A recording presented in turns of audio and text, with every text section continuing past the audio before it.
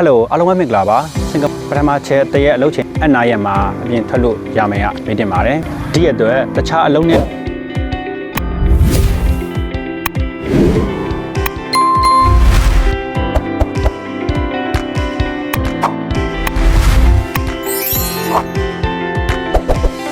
်လိုအားလုံးပဲမင်္ဂလာပါစင်ကာပူမှာလုံနေလာမယ့်လူတွေအတွက်အင်တာဗျူးမှာတေချာမီတင်းနဲ့အချက်၄ချက်ကိုကျွန်တော်ပြောပြသွားမှာဖြစ်ပါတယ်ပထမချက်တရက်အလုပ်ချိန်ဘယ်နာရီလောက်ရမလဲ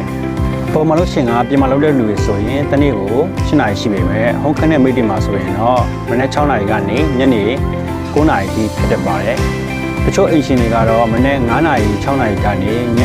7စနစ်ထိလောက်ခိုင်းတကြပါတယ်အဲဒါကြောင့်အင်တာဗျူးမှာတေချာမီတင်တယ်လို့ထင်ပါတယ်နံပါတ်2အချက်တလမှာ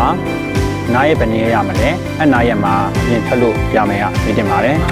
ပုံမှန်နားရက်ကတစ်ပတ်မှာစနစ်တရက်ပေးပေမဲ့တခြားရက်တွေလည်းဖြစ်တတ်ပါတယ်။တလမှာ audit တရက်ပေးပေမဲ့အော်ဒီမှာသူတို့မပါပဲအပြင်မတော်ခိုင်းတာတွေဖြစ်တတ်ပါတယ်။ဖုန်းခန်းနဲ့ main နဲ့လာမဲ့လူတွေအတွက်ကတော့ interview မှာ meeting တွေလို့ထင်ပါတယ်။နံပါတ်3အချက်ဖုန်းသုံးပြုခွင့်ရမရ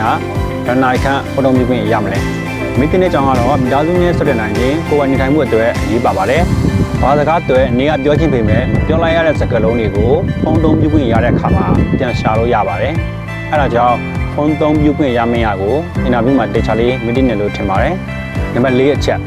လတာနဲ့အကျိုးခံစားခွင့်ကဘာတွေရှိမလဲမင်းတင်ပါတယ်။အကျိုးခံစားခွင့်ကတော့လုံးတဲ့ကြရင်လုံးတဲ့ကြေလတာတိုးပြတာကိုပြောတာပါ။တို့အလုပ်တွေမှာလုံးတဲ့ကြရင်လုံးတဲ့ကြေတိုးပြပါတယ်။တချို့လုပ်ရှင်တွေကတော့စာချုပ်ပြေလို့မို့စာချုပ်တက်တန်းထပ်တိုးရင်